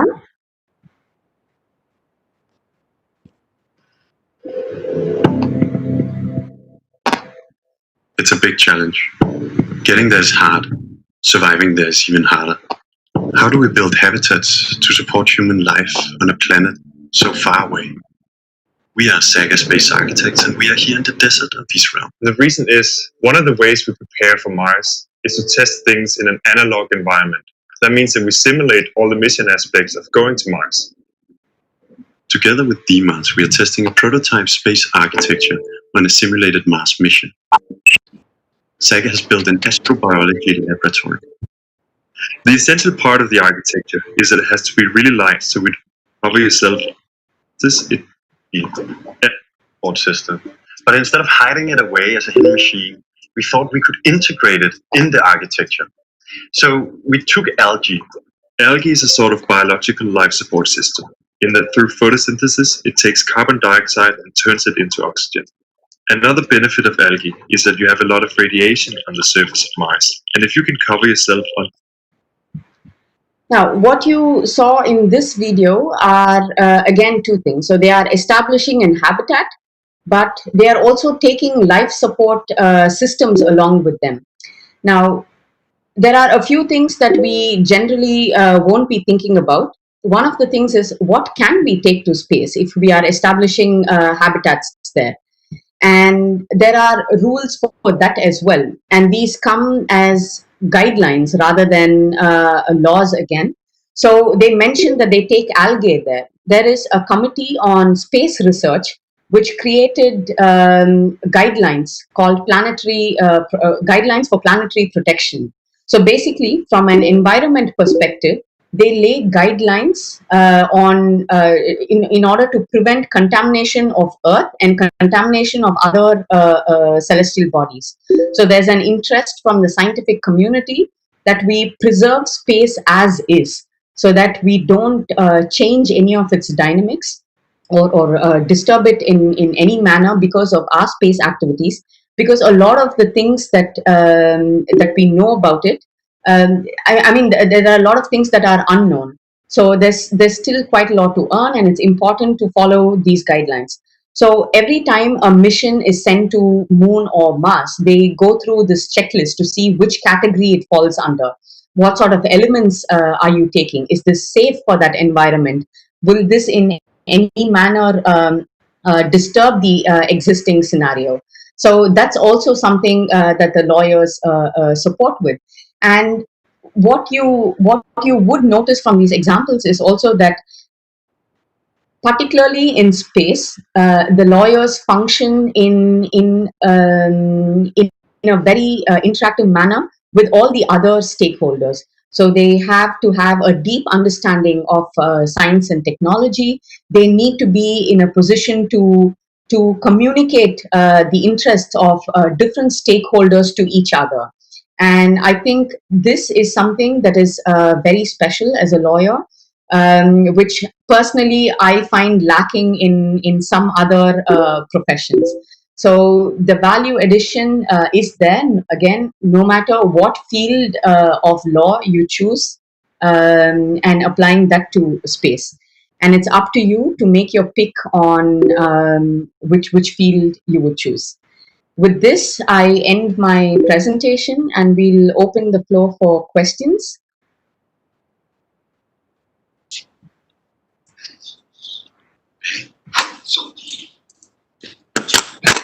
Thank you so much for the very interesting presentation, ma'am. I think one of the key takeaways from today is that space and space law is very much relatable to any of us, and that Earth being only a speck, there is the entire universe waiting for us to be explored. So, ma'am, considering the paucity of time, we shall pick a couple of questions that are there in the chat box. Firstly, ma'am, hello, can you hear me, ma'am? I can hear you. I can hear you, Bhagwati. So the first question is one of our participants, Liji Shamini VS, is asking, what are the implications of private individuals like Jeff Bezos implementing personal commercial endeavors like space tourism on common heritage of mankind? Okay, so if I understand the question right, basically the question is, can a private party conduct these activities? And the answer is yes. A private party can conduct these activities, but the state is still responsible. In the end, considering Jeff Bezos, the United States would still be responsible for his activities. And the role the government plays is they have a lot of regulations. They set a lot of boundaries within which they can conduct these activities. So let's say they put up several thousand humans in space. It's not that he can think about all of this himself and then does it as a company. He builds the technology, he facilitates it, but there is the government of there is the hand of the government which regulates how he does it. So it's not completely wild and free. Thank you, ma'am. Ma'am, there's another question from Mr. Muthu VM. He asks if the contribution of a lawyer is for drafting agreements related to partnership of space programs, how they are to be drafted, which law will apply for them? Very interesting question. I think it's at multiple levels. So at my job, for example, I work at a private company, and there are different interactions that I have with different entities. So on the one side, I could be making contracts and agreements with another industrial party with whom we are collaborating to develop a certain technology. Or we could be contracting with the government who's saying, okay, I need this mission, and for this mission, I need this part from this industry. So then the contracts are specific to that. On the other side, if we are thinking about pure research and development, there are also agreements that we do with institutes, research institutes, and universities. But it's always not one line. Huh? So sometimes you have national subsidies where they will put all of these stakeholders into one group, and they say, we need this for a future mission, and it's up to you to develop a solution. So they will give you a certain subsidy. There are some contributions from these different stakeholders, and the lawyer has to make sure that you create a comprehensive agreement where each of these stakeholders' interests are protected. The investments that they make have some sort of return. It's not necessarily in terms of money, but also in terms of value. And you also have to make sure that you comply with all sorts of regulations that you have, not just at the international level, but it could be at a national level. It could be something that is very specific to your company even. So there are multiple kinds of agreements that you could work on.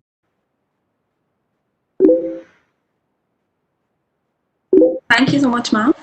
Ma'am, there's another question from Vani from the University College of Bangalore. She asks whether the principle of common heritage of mankind is applicable to space or not. Great question. This is quite a controversial phrase. Out of the 5 treaties on international space law that you have, the last one that was created is the Moon Agreement. So the Moon Agreement recognizes the principle of common heritage of mankind. And this is quite controversial because a lot of the space powers are not parties to this agreement. So US, Russia, and China, they are not parties to this agreement because this phrase can mean that at one point, if they want to exploit and use the moon, they will not be able to do so. So there's a lot of debate around it. It is a principle that applies, but what I would say applies to space in general are 2 things. One is that it is considered a global common. And in the Outer Space Treaty itself, it is codified as a principle that the exploration and use is for the benefit and in the interest of all humankind. So if you combine this with then the non-appropriation clause, that nobody can appropriate any part of space for themselves, then you could say that this is a sphere that belongs to all of us. And legally speaking, whether this is global commons or common heritage of mankind or anything else, that's part of a bigger discussion itself. And I'd be happy to talk about it to Vani, if that's her, at some other point. But it's a great subject.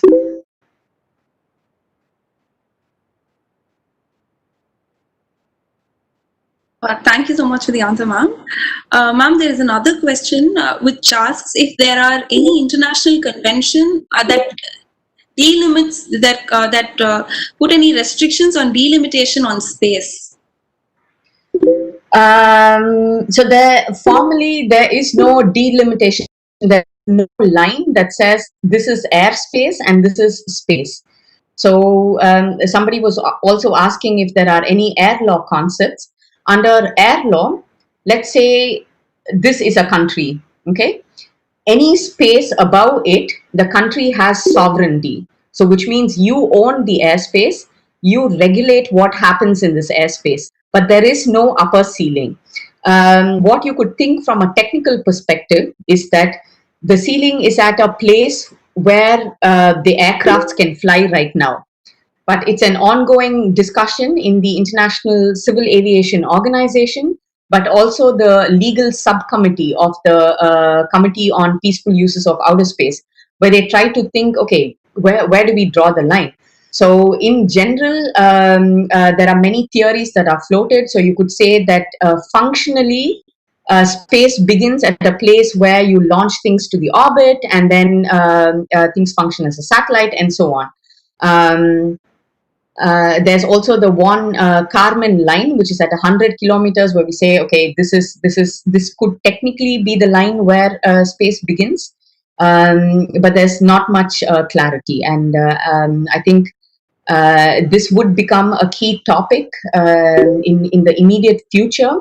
Also, particularly if the more and more aviation technology improves and flights start flying at higher altitudes, when suborbital flights come in and so on, this will become a key topic where perhaps we will say this is the line, or we would say there is no line, but depending on the purpose and function of the activity, we will make a distinction between airspace and space and outer space.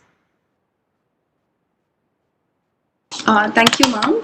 Ma'am, there's another question from Anjana, who asks if you can touch a little upon the intellectual property rights regarding space exploration and research.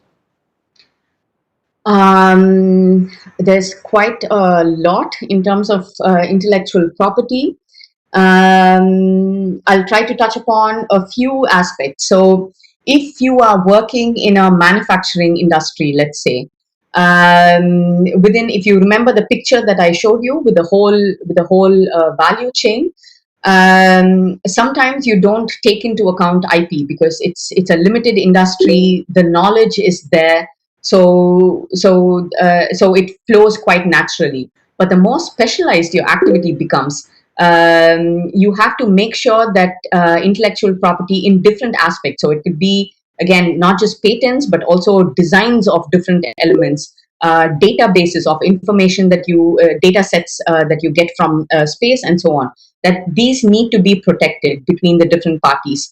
And if you think about the whole value chain, you have to make sure that the right that the lowest party has to be flown down to the topmost party in order for them to make use of the whole thing. And there are multiple measures and mechanisms that you could use. So you have national laws that determine how you make IP arrangements. There are industry-specific laws. For example, with the European Space Agency, they tend to, in general terms, they tend to say, okay, the ownership is always with the party that is creating it, but you give access to the space agency so that they can make use of it. And in times of need, the European Space Agency can share the IP with some other member states. So not just the country that created the IP, but also this.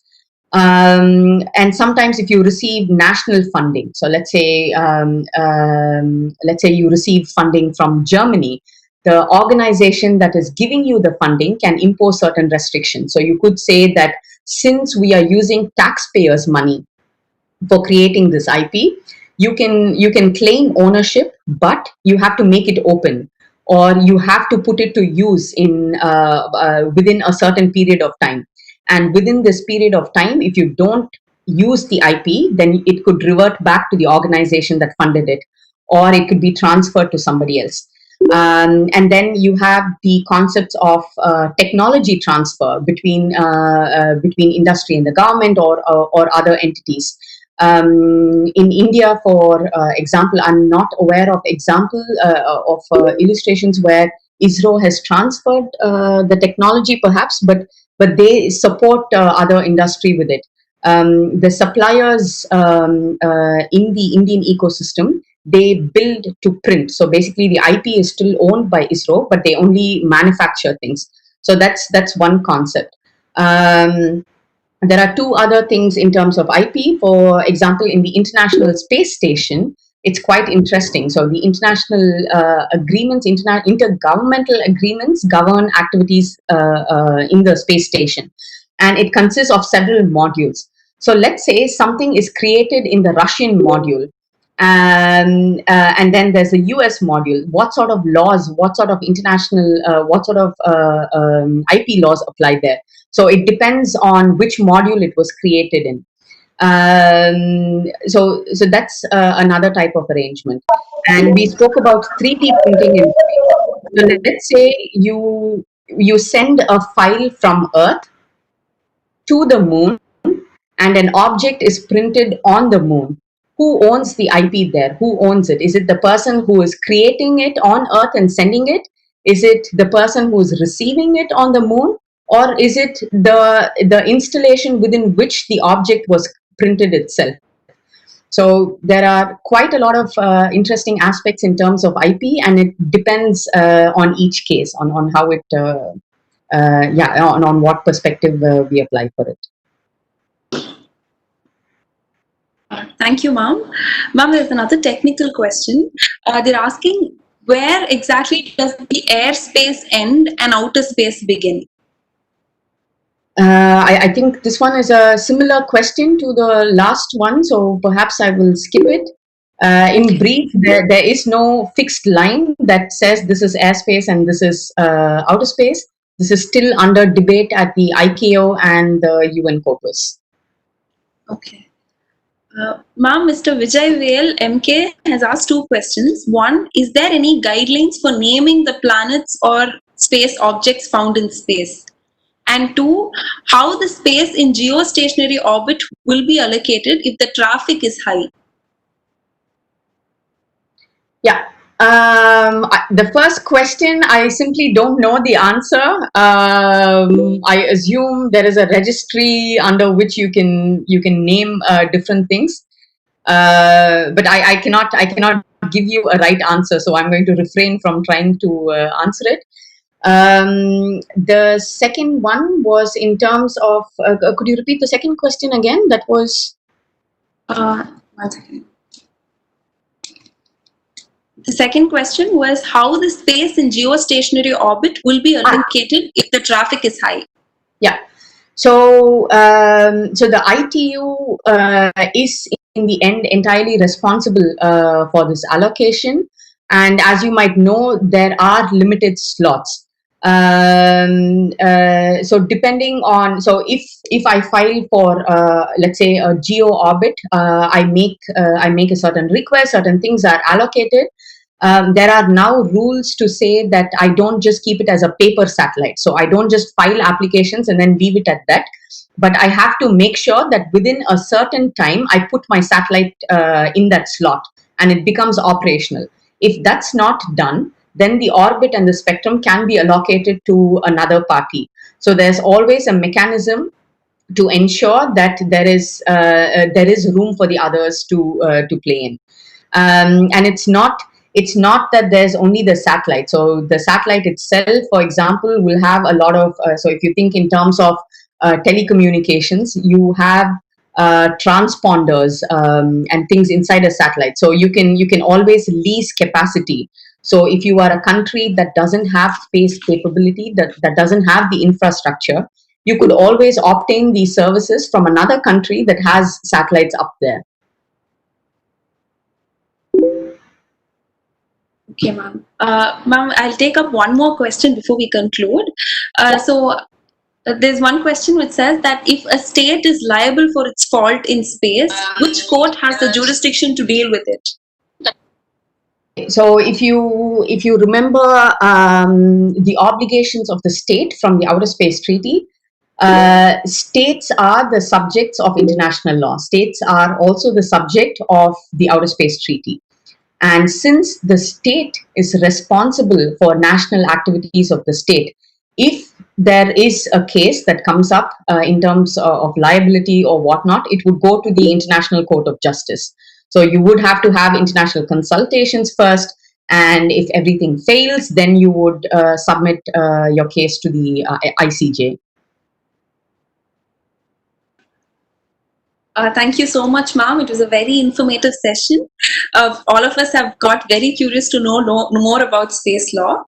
And now I would request Professor Dr. Ranjithuman Ibrahim to deliver the vote of thanks. Yeah. Before that, Bhagavad, just a minute.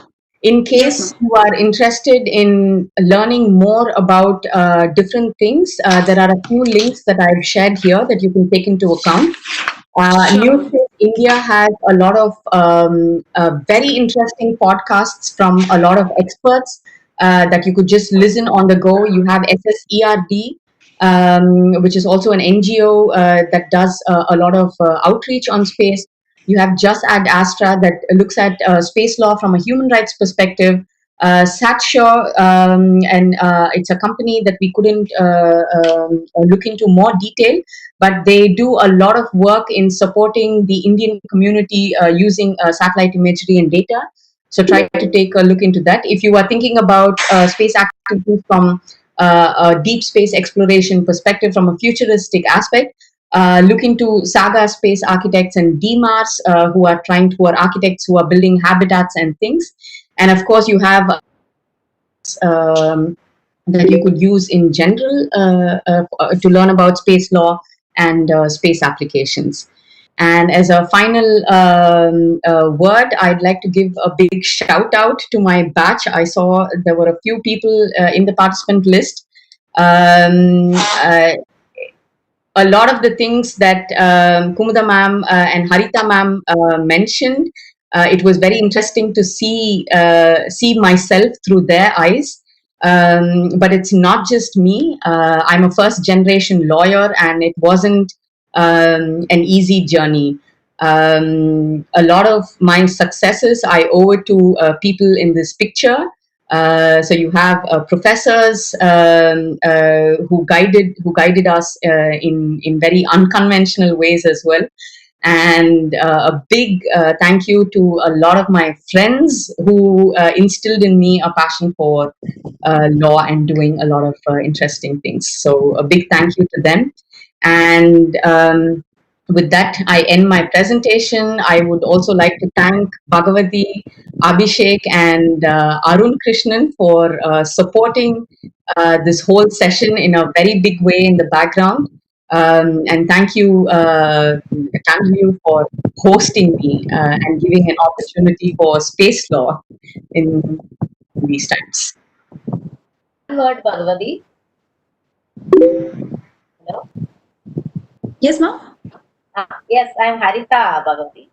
Deepika, I really want to tell that you have prepared that much very beautifully to deliver this session. On behalf of all, I am thanking you. It's not a formal vote of thanks which will be done by Ranjit sir, but I'm feeling very happy that you have prepared beautifully well. Thank you so much on behalf of all the participants. Not as teacher, I'm telling you that. On behalf of all the participants, I had told that definitely you have instilled that point that many people today go and read what is space. Thank you. Thank you, ma'am.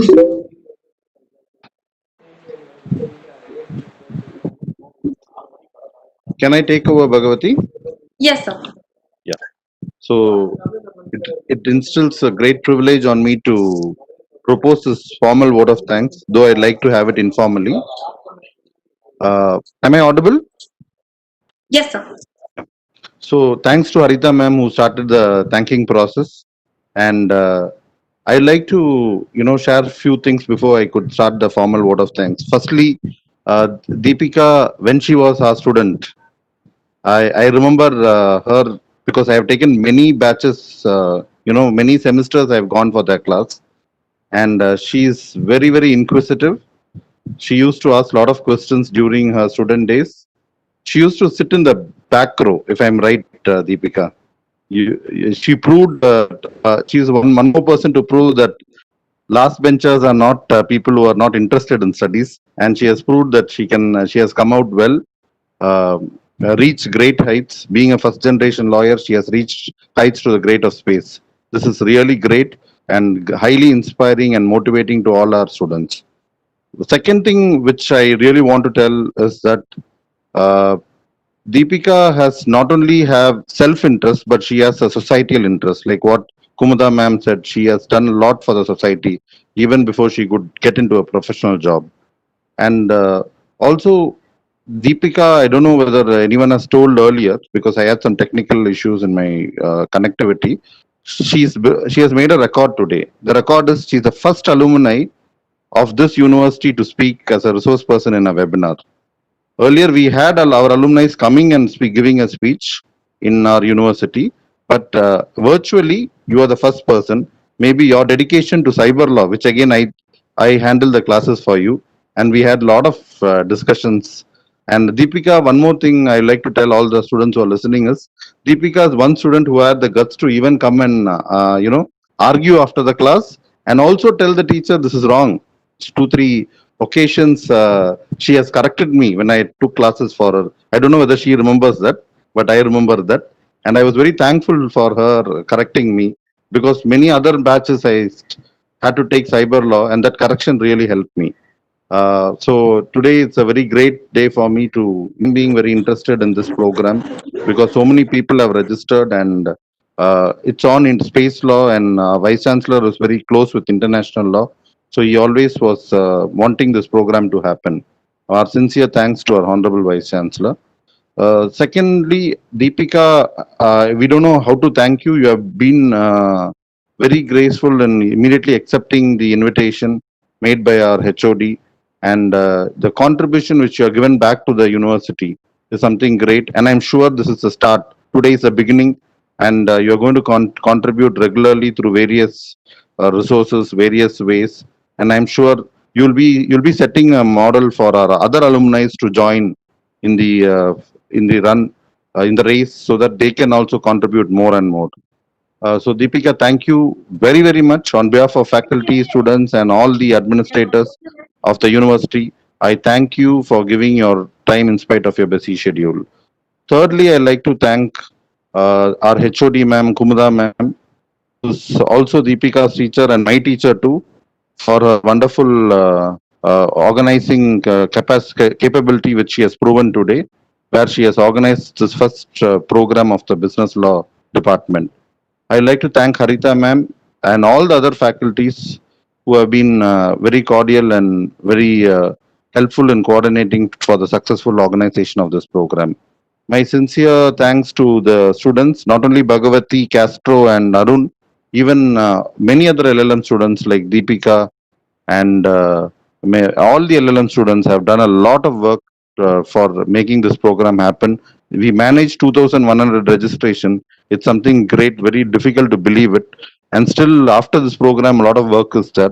I am thanking all the students for their cooperation and their success, help in the successful conduct of this program. My sincere thanks to all once again. Last but not the least, if at all I have left anyone, I'm thanking them also. Thank you, Deepika. Thank you all. Deepika, thank you very much. Thanks a lot. Thank you, ma'am. Thank you, sir. Thank you, ma'am. So, on behalf of the Department of Business Law, I thank all the participants for joining us today. So, I would also like to reiterate the fact that certificates will be provided only for participants who fill in the feedback form. Hence, for participants who are in the Cisco WebEx platform, kindly find the link to the feedback form in the chat box.